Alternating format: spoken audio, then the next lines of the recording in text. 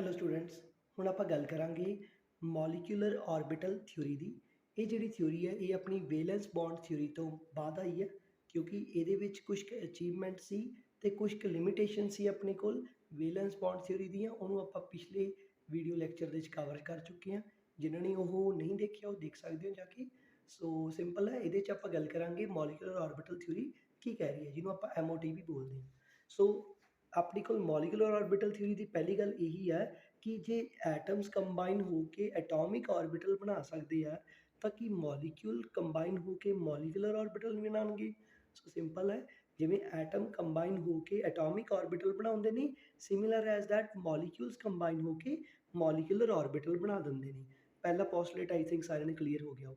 ਦੂਸਰਾ ਪੋਸਟੂਲੇਟ ਦੇਖੋ ਕਿ ਜਿਵੇਂ ਐਟੋਮਿਕ ਆਰਬਿਟਲਸ ਹੁੰਦੇ ਨੇ ਉਹ ਆਪਾਂ ਨੂੰ ਕਿਹੜੀ ਸ਼ੇਪ ਦੇ ਵਿੱਚ ਮਿਲਦੇ ਆ, 1s 2s 2p 3s 3p। ਇੱਦਾਂ ਹੀ ਆਪਾਂ ਨੂੰ ਮੋਲੀਕੂਲਰ ਆਰਬਿਟਲਸ ਵੀ ਸਿਗਮਾ ਅਤੇ ਪਾਈ ਦੀ ਫਾਰਮ ਵਿੱਚ ਮਿਲਣਗੇ।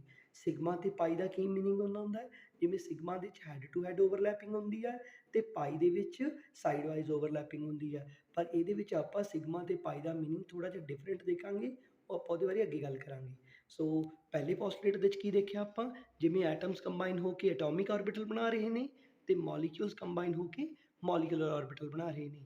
ਜਿੱਦਾਂ ਐਟੋਮਿਕ ਆਰਬਿਟਲਸ ਦੇ ਵਿੱਚ 1s 2s 2p 3s 3p ਹੁੰਦਾ ਹੈ, ਇੱਦਾਂ ਹੀ ਮੋਲੀਕੂਲਰ ਆਰਬਿਟਲਸ ਦੇ ਵਿੱਚ ਵੀ sigma 1s sigma 2s sigma ਜਾਂ ਪਾਈ 2px ਪਾਈ 2py ਇੱਦਾਂ ਕਰਕੇ ਸੀਨ ਹੋਊਗਾ।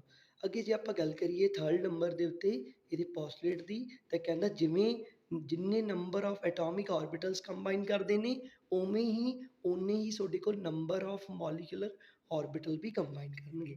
ਇੱਕ ਐਗਜ਼ਾਮਪਲ ਕਰਦੇ ਹਾਂ, ਜਿੱਦਾਂ ਮੇਰੇ ਕੋਲ ਇੱਕ ਮਤਲਬ ਇੱਕ ਐਟੋਮਿਕ ਆਰਬਿਟਲ ਹੈ ਜਿਹਦੇ ਵਿੱਚ ਰਾਜੇ ਦੋਨੇ ਰਾਜੇ ਅਪਸਾਈਡ ਨੂੰ ਦਿਖਾਏ ਹੋਏ ਆ, ਯਾਨੀ ਕਿ ਦੋਨੇ ਰਾਜੇ ਬੌਂਡਿੰਗ ਨੂੰ ਪਾਰਟੀਸਪੇਟ ਕਰਵਾ ਰੱਖੇ ਆ ਇਹਦੇ ਵਿੱਚ। ਸੋ ਸਿੰਪਲ ਹੈ, ਇਹਦੇ ਵਿੱਚ ਜੇ ਆਪਾਂ ਗੱਲ ਕਰੀਏ ਇਹਦੇ 'ਚ ਦੋਨੇ ਰਾਜੇ ਡਾਊਨ ਨੂੰ ਦਿਖਾਏ ਹੋਏ ਆ, ਯਾਨੀ ਕਿ ਦੋਨੇ ਐਂਟੀ ਬੌਂਡਿੰਗ ਦੇ ਵਿੱਚ ਪਾਰਟੀਸਪੇਟ ਕਰ ਰੱਖੇ ਆ। ਇਹ ਵੀ ਐਟੋਮਿਕ ਆਰਬਿਟਲ ਹੈ, ਇਹ ਵੀ ਇੱਕ ਐਟੋਮਿਕ ਆਰਬਿਟਲ ਹੈ। ਦੇਖੋ ਕਿੰਨੇ ਐਟੋਮਿਕ ਆਰਬਿਟਲ ਨੇ, ਦੋ ਐਟੋਮਿਕ ਆਰਬਿਟਲ ਨੇ, ਅਤੇ ਜੇ ਦੋ ਐਟੋਮਿਕ ਆਰਬਿਟਲ ਨੇ ਕਹਿੰਦੇ ਤਾਂ ਮੋਲੀਕੂਲਰ ਆਰਬਿਟਲ ਵੀ ਕਿੰਨੇ ਪੈਦਾ ਹੋਣਗੇ, ਦੋ ਪੈਦਾ ਹੋਣਗੇ। ਇਸ ਤਰੀਕੇ ਨਾਲ ਇਸ ਥਿਊਰੀ ਨੇ ਸਮਝਾਇਆ ਹੋਇਆ। ਸੋ ਦੇਖੋ ਜਿੱਦਾਂ ਆਪਣੇ ਕੋਲ ਹੈਗਾ 1s, ਉਹ ਵੀ ਹੈਗਾ 1s, 1s ਦੇ ਵਿੱਚੋਂ ਇੱਕ ਪਾਰਟੀਸਪੇਟ ਕੀਤਾ, ਇਹ 1s ਦੇ ਵਿੱਚੋਂ ਵੀ ਇੱਕ ਪਾਰਟੀਸਪੇਟ ਕੀਤਾ, ਤਾਂ ਕਿੱਦਾਂ ਦੀ ਬੌਂਡਿੰਗ ਹੋਊਗੀ ਇਹਨਾਂ ਦੇ ਵਿੱਚ। ਮੰਨ ਲਓ ਰਾਜੇ ਇਹਦੇ 'ਚ ਬੌਂਡਿੰਗ ਦੀ ਪਾਰਟੀਸਪੇਟ ਹੋ ਰਹੀ ਹੈ, ਅਤੇ ਉੱਪਰ ਵਾਲਾ ਰਾਜੇ ਜਿਹੜਾ ਹੈਗਾ ਉਹਦੇ 'ਚ ਵੀ ਇੱਕ ਨੇ ਪਾਰਟੀਸਪੇਟ ਕੀਤਾ ਅਤੇ ਇਹਦੇ ਵਿੱਚ ਵੀ ਇੱਕ ਨੇ ਪਾਰਟੀਸਪੇਟ ਕੀਤਾ, ਅਤੇ ਇਹਦੇ 'ਚ ਕਿਹੜੀ ਬੌਂਡਿੰਗ ਹੋ ਰਹੀ ਹੈ, ਐਂਟੀ ਬੌਂਡਿੰਗ ਹੋ ਰਹੀ ਹੈ। ਸੋ ਸਿੰਪਲ ਐਜ਼ ਦੈਟ, ਇੱਕ ਸਾਈਡ ਦੇ ਉੱਤੇ ਬੌਂਡਿੰਗ ਹੋ ਰਹੀ ਹੈ ਅਤੇ ਇੱਕ ਸਾਈਡ 'ਤੇ ਕੀ ਹੋ ਰਹੀ ਹੈ, ਐਂਟੀ ਬੌਂਡਿੰਗ। ਤੁਸੀਂ ਇੱਕ ਗੱਲ ਨੋਟ ਕੀਤੀ ਕਿ ਜਿਹੜੀ ਐਂਟੀ ਬੌਂਡਿੰਗ ਹੈ ਉਹਨੂੰ ਉੱਪਰ ਰੱਖਿਆ ਹੋਇਆ, ਜਿਹੜਾ ਬੌਂਡਿੰਗ ਵਾਲਾ ਉਹਨੂੰ ਨੀਚੇ ਰੱਖਿਆ ਹੋਇਆ। ਇਹਦਾ ਮਤਲਬ ਕੀ ਹੈ ਕਿ ਐਂਟੀ ਬੌਂਡਿੰਗ 'ਚ ਜ਼ਿਆਦਾ ਐਨਰਜੀ ਹੁੰਦੀ ਹੈ ਬੌਂਡਿੰਗ ਨਾਲੋਂ। ਸੋ ਆਪਾਂ ਇਹਦੇ ਵਿੱਚ ਇਹੀ ਗੱਲ ਸਮਝਾਉਣੀ ਹੈ। ਆਪਣੇ ਕੋਲ ਤਿੰਨ ਪੋਸਟੂਲੇਟ, ਤੀਸਰਾ ਪੋਸਟੂਲੇਟ ਦੇਖੋ ਕੀ ਹੈ ਕਿ ਜਿੰਨੇ ਐਟੋਮਿਕ ਆਰਬਿਟਲ ਹੋਣਗੇ ਉਨੇ ਹੀ ਮੋਲੀਕੂਲਰ ਆਰਬਿਟਲ ਹੋਣਗੇ। ਜੇ ਇਹਦੀ ਵੈਲਿਊ 2 ਹੈ ਤਾਂ ਮੋਲੀਕੂਲਰ ਆਰਬਿਟਲ ਦੀ ਵੈਲਿਊ ਵੀ 2 ਹੋਊਗੀ, ਅਤੇ ਐਂਟੀ ਬੌਂਡਿੰਗ ਦੀ ਵੈਲਿਊ ਹਮੇਸ਼ਾ ਐਨਰਜੀ ਹਮੇਸ਼ਾ ਜ਼ਿਆਦਾ ਹੋਇਆ ਕਰੂਗੀ ਬੌਂਡਿੰਗ ਨਾਲੋਂ। ਸੋ ਆਪਾਂ ਉਰੇ ਦੇਖ ਸਕਦੇ ਹਾਂ ਕਿ ਐਂਟੀ ਬੌਂਡਿੰਗ ਦੇ ਵਿੱਚ ਜ਼ਿਆਦਾ ਐਨਰਜੀ ਹੁੰਦੀ ਹੈ ਬੌਂਡਿੰਗ ਵਾਲੇ ਨਾਲੋਂ। ਅਤੇ ਹੁਣ ਆਪਾਂ ਚੌਥੇ ਨੰਬਰ 'ਤੇ ਪੋਸਟੂਲੇਟ ਕਰਦੇ ਹਾਂ, ਜਿੱਦਾਂ ਕਿ ਮੰਨ ਲਓ ਤੁਹਾਡੇ ਕੋਲ ਇੱਕ ਆਪਣੇ ਕੋਲ ਇੱਕ ਆਰਬਿਟਲ ਹੈ, ਐਟੋਮਿਕ ਆਰਬਿਟਲ ਹੈ 1s, ਅਤੇ ਇਹ ਵੀ ਆਪਣੇ ਕੋਲ ਇੱਕ ਐਟੋਮਿਕ ਆਰਬਿਟਲ ਹੈ 1s। ਇਹਦੇ ਵਿੱਚ ਮੰਨ ਲਓ ਜਿਹੜੀ ਇਹ ਵੀ ਇੱਕ ਵੇਵ ਹੈ, ਮੰਨ ਲਓ ਇਹਦੀ ਵੈਲਿਊ ਹੈਗੀ ਹੈ ψ1 ਅਤੇ ਇਹਦੀ ਵੈਲਿਊ ਹੈਗੀ ਹੈ ψ2। ਚਲੋ ਮੈਂ ਤੁਹਾਨੂੰ ψ1 ψ2 ਨੂੰ ਕੰਬਾਈਨ ਕਰਨਾ ਸਿਖਾਉਂਦਾ। ਜਿੱਦਾਂ ਰਾਜੀ ਆਪਣੇ ਕੋਲ ਦੋ ਤਰੀਕੇ ਦੀਆਂ ਵੇਵਸ ਨੇ, ਲੈਟਸ ਸੇ ψ1 ਵੇਵ ਹੈ ਅਤੇ ψ2 ਵੇਵਸ ਹੈ। ਇਹਨਾਂ ਦੋਨਾਂ ਨੂੰ ਆਪਾਂ ਕੰਬਾਈਨ ਕੀਤਾ, ਕੰਬਾਈਨ ਮਤਲਬ ਐਡ ਔਨ ਕੀਤਾ। ਜਦੋਂ ਤੁਸੀਂ ਇਹਨਾਂ ਦੀ ਕ੍ਰੈਸਟ ਨੂੰ ਕ੍ਰੈਸਟ ਨਾਲ ਮਿਲਾਓਗੇ ਅਤੇ ਟਰਫ ਨੂੰ ਟਰਫ ਨਾਲ ਮਿਲਾਓਗੇ ਤਾਂ ਤੁਹਾਡੇ ਕੋਲ ਇੱਕ ਵੱਡੀ ਪੀਕ ਮਿਲੂਗੀ, ਜਿਹਨੂੰ ਆਪਾਂ ਬੋਲਾਂਗੇ ਕੰਸਟਰਕਟਿਵ ਇੰਟਰਫੀਰੈਂਸ।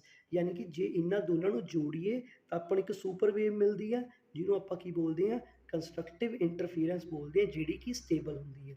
ਜਿਹੜੀ ਇਹ ਕੰਸਟਰਕਟਿਵ ਇੰਟਰਫੀਰੈਂਸ ਹੈ ਇਹ ਸਿਰਫ ਹੋਰ ਕਿਸੇ ਨੂੰ ਨਹੀਂ ਬਲਕਿ ਆਪਾਂ ਇਹਨੂੰ ਬੌਂਡਿੰਗ ਆਰਬਿਟਲ ਹੀ ਬੋਲਦੇ ਹਾਂ। ਸੋ ਬੌਂਡਿੰਗ ਆਰਬਿਟਲ ਦਾ ਦੂਸਰਾ ਨਾਮ ਕੀ ਹੈ, ਕੰਸਟਰਕਟਿਵ ਇੰਟਰਫੀਰੈਂਸ।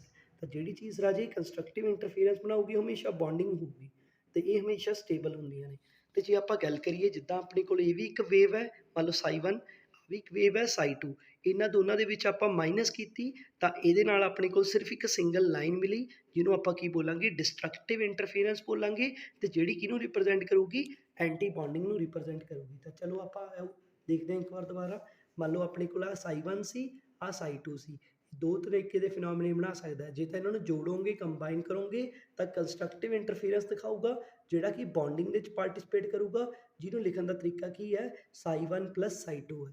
ਇੱਦਾਂ ਹੀ ਜੇ ਇਹਨਾਂ ਦੇ 'ਚ ਉਰੇ ਮਾਈਨਸ ਲਿਖੋਗੇ, ψ1 - ψ2 ਕਰੋਗੇ ਤਾਂ ਤੁਹਾਡੇ ਕੋਲ ਡਿਸਟਰਕਟਿਵ ਇੰਟਰਫੇਰੈਂਸ ਆਊਗੀ ਤੇ ਰਾਜੇ ਇਹਨੂੰ ਆਪਾਂ ψ1 - ψ2 ਨਾਲ ਲਿਖਾਂਗੇ, ਜਿਹੜੀ ਕੀ ਚੀਜ਼ ਹੋਊਗੀ, ਐਂਟੀ ਬੌਂਡਿੰਗ ਹੋਊਗੀ। ਤੇ ਐਂਟੀ ਬੌਂਡਿੰਗ ਨੂੰ ਹਮੇਸ਼ਾ ਆਪਾਂ ਉੱਪਰ ਰੱਖਾਂਗੇ ਬੌਂਡਿੰਗ ਨਾਲੋਂ, ਕਿਉਂਕਿ ਐਂਟੀ ਬੌਂਡਿੰਗ ਕੋਲ ਜ਼ਿਆਦਾ એનર્ਜੀ ਹੁੰਦੀ ਹੈ ਬੌਂਡਿੰਗ ਮੋਲੀਕਿਊਲ ਦੇ ਕੰਪੈਰੀਟਿਵ ਨੂੰ। ਤੇ ਲਾਸਟ ਪੋਸਟੂਲੇਟ ਇਹਦਾ ਹੈਗਾ ਗਾ ਕਿ ਜਿਹੜੇ ਐਟੋਮਿਕ ਆਰਬਿਟਲਸ ਹੁੰਦੇ ਨੇ ਉਹਨਾਂ ਦੇ ਕੋਲ ਜਿਹੜੀ એનર્ਜੀ ਹੋਊਗੀ ਉਹ ਹਮੇਸ਼ਾ ਸੇਮ ਹੀ ਹੋਊਗੀ ਜਿਸ ਤਰ੍ਹਾਂ ਦੀ ਪਹਿਲੇ ਵਾਲੇ ਕੋਲ ਹੈ, ਤੇ ਉਹਨਾਂ ਦੇ ਵਿੱਚ ਜਿਹੜੀ ਸ਼ੇਪ ਹੋਊਗੀ ਉਹ ਵੀ ਬਿਲਕੁਲ ਸੇਮ ਹੋਊਗੀ। ਇੱਕ ਐਗਜ਼ਾਮਪਲ ਦੁਬਾਰਾ ਸਮਝਦੇ ਹਾਂ, ਜਿੱਦਾਂ ਉਰੇ ਲਿਖਿਆ ਹੋਇਆ 1s, ਇਹ ਵੀ ਐਟੋਮਿਕ ਆਰਬਿਟਲ ਹੈ, ਇੱਥੇ ਵੀ ਲਿਖਿਆ ਹੋਇਆ 1s, ਇਹ ਵੀ ਐਟੋਮਿਕ ਆਰਬਿਟਲ ਹੈ। ਯਾਨੀ ਕਿ ਜੇ ਇਹ ਐਸ ਆਰਬਿਟਲ ਹੈ, ਜਿੰਨੀ એનર્ਜੀ ਇਹਦੇ ਵਿੱਚ ਹੋਊਗੀ ਉਨੀ એનર્ਜੀ ਇਸ ਵਾਲੇ ਆਰਬਿਟਲ ਦੇ ਵਿੱਚ ਹੋਊਗੀ। ਜਿਹੜੀ 1s ਦੀ ਸ਼ੇਪ ਸਪੈਰੀਕਲ ਇਹਦੀ ਹੋਊਗੀ ਉਹੀ ਸ਼ੇਪ ਇਹਦੀ ਹੋਊਗੀ। ਤਾਂ ਆਪਾਂ ਅੱਜ ਦੇ ਟੌਪਿਕ ਦੇ ਵਿੱਚ ਕੀ ਦੇਖਿਆ ਕਿ ਮੋਲੀਕੂਲਰ ਆਰਬਿਟਲ ਕਿਹੜੇ ਕਿਹੜੇ ਹੁੰਦੇ ਨੇ। ਜੇ ਐਟਮਸ ਕੰਬਾਈਨ ਕਰਦੇ ਆ ਤਾਂ ਐਟੋਮਿਕ ਆਰਬਿਟਲ, ਜੇ ਮੋਲੀਕੂਲ ਕੰਬਾਈਨ ਕਰਦੇ ਆ ਤਾਂ ਮੋਲੀਕੂਲਰ ਆਰਬਿਟਲ। ਤੇ ਜੇ atomic orbital 1s 2s 2p 3s ਤਰੀਕੇ ਦੇ ਹੋ ਸਕਦੇ ਆ ਤੇ ਇਹ ਵੀ ਸਿਗਮਾ ਪਾਈ ਬੌਂਡ ਬਣਾ ਸਕਦੇ ਆ ਜਿਹੜੇ ਮੋਲੀਕੂਲਰ ਆਰਬਿਟਲ ਹੁੰਦੇ ਨੇ। ਜਿੰਨੇ ਐਟੋਮਿਕ ਆਰਬਿਟਲਸ ਹੁੰਦੇ ਨੇ ਉਨੇ ਹੀ ਨੰਬਰ ਆਫ ਮੋਲੀਕੂਲਰ ਆਰਬਿਟਲਸ ਵੀ ਹੋ ਸਕਦੇ ਆ। ਤੇ ਆਇਓ ਇਸ ਤਰੀਕੇ ਨਾਲ ਆਪਾਂ ਇਹ ਸਾਰੇ ਟੌਪਿਕ ਨੂੰ ਕਵਰ ਕਰ ਸਕਦੇ ਹਾਂ। So thank you so much.